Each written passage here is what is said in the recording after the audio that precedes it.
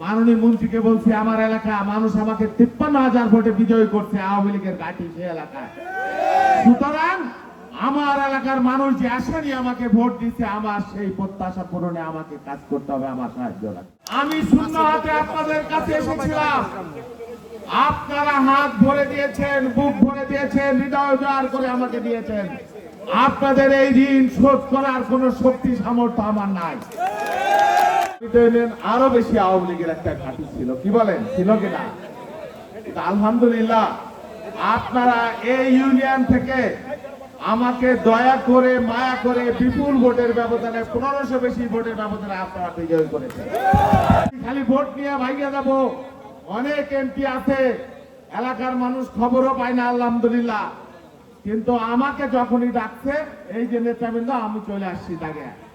কারণ আপনারা যে ভোট যে আমানত আমাকে দিয়েছেন এই আমানত যাতে আমার দ্বারা ক্ষতিগ্রস্ত না হয়, রক্ষা হয় সেই চেষ্টা। যারা আমাকে না চিনে, অনেকে আমাকে না দেখে আমার কথা শুনে আমাকে ভোট দিয়েছেন, প্রত্যেকটা মানুষের চরণে আমার। এই কালামিটা ইউনিয়ন ভাঙ্গা উপজেলা এমনিতেই আওয়ামী লীগ সত্যি কথা এক সময়, এবং এই কালামিটা ইউনিয়ন আরো বেশি আওয়ামী লীগের একটা ঘাঁটি ছিল, কি বলেন, ছিল কিনা? আলহামদুলিল্লাহ আপনারা এই ইউনিয়ন থেকে আমাকে দয়া করে মায়া করে বিপুল ভোটের ব্যবধানে 1500 বেশি ভোটের ব্যবধানে আপনারা বিজয় করেছেন। এই যে মুরব্বীরা কালামিটা ইউনিয়নের, আমাদের মায়েরা বোনেরা আমার ভোটারেরা, যারা আমাকে না চিনে, অনেকে আমাকে না দেখে আমার কথা শুনে আমাকে ভোট দিয়েছেন, প্রত্যেকটা মানুষের চরণে আমার। আমি শূন্য হাতে আপনাদের কাছে এসেছিলাম, আপনারা হাত ভরে দিয়েছেন, বুক ভরে দিয়েছেন, হৃদয় উজাড় করে আমাকে দিয়েছেন। আপনাদের এই ঋণ শোধ করার কোন শক্তি সামর্থ্য আমার নাই। তবে আমি কথা দিলাম, আমি বাকি জীবন আপনাদের খেদমতে আমি আমার সাধ্যের সবটুকু দিয়ে আপনাদের পাশে থাকবো ইনশাআল্লাহ।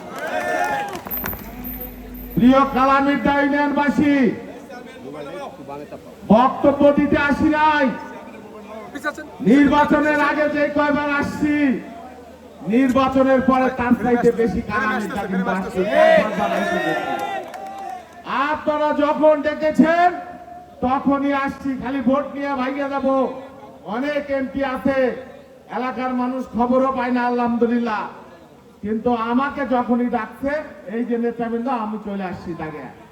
কারণ আপনারা যে ভোট যে আমানত আমাকে দিয়েছেন এই আমানত যাতে আমার দ্বারা ক্ষতিগ্রস্ত না হয়, রক্ষা হয় সেই চেষ্টা।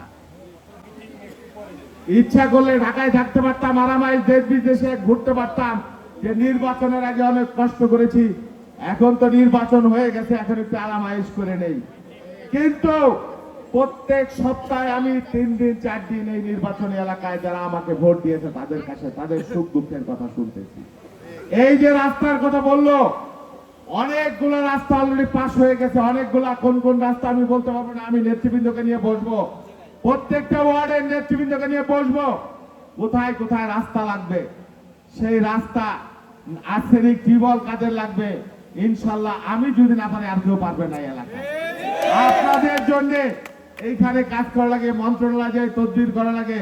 মাননীয় মন্ত্রীকে বলছি আমার এলাকা মানুষ আমাকে 53,000 ভোটে বিজয়ী করছে আওয়ামী লীগের ঘাঁটি সে এলাকায়। সুতরাং আমার এলাকার মানুষ যে আশানি আমাকে ভোট দিচ্ছে আমার সেই প্রত্যাশা পূরণে আমাকে কাজ করতে হবে, আমার সাহায্য লাগবে। মাননীয় জিআরডি মন্ত্রী মহাশয় বলেছেন তোমার যা যা লাগবে সব আমরা করে দেব। মাননীয় প্রধানমন্ত্রী বলেছেন তোমার ভাঙ্গার জন্য, সদরপুরের জন্য, চর প্রদর্শনের জন্য যা যা লাগে আমরা সব করে দেবো ইনশাল্লাহ।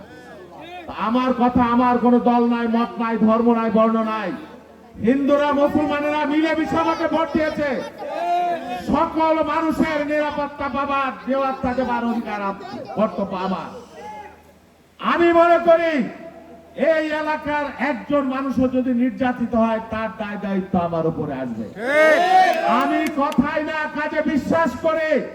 আমি বলেছি এই এলাকাকে একটা শান্তির এলাকা পরিণত করব, ইনশাআল্লাহ কেউ বলতে পারবে না রাজনৈতিক কারণে একজন মানুষও নিগৃহীত হয়েছে, কোন হিন্দু নিগৃহীত হয়েছে বলতে পারবে না, কোন মুসলমান নিগৃহীত হয়েছে এই কথা কেউ বলতে পারবে না, ইনশাআল্লাহ আমি হতে দেব না।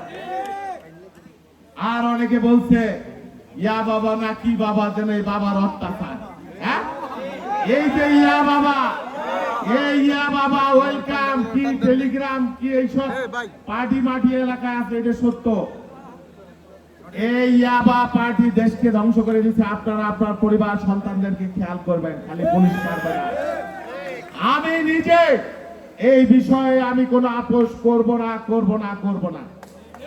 আমার নেতাদের বলে দিছি, আমার নেতাদের বলে দিছি, এই ইয়াবাখর যদি কেউ প্রশ্রয় দেয়, কেউ যদি সুপারিশ করে, তদবির করে, তার খবর আছে।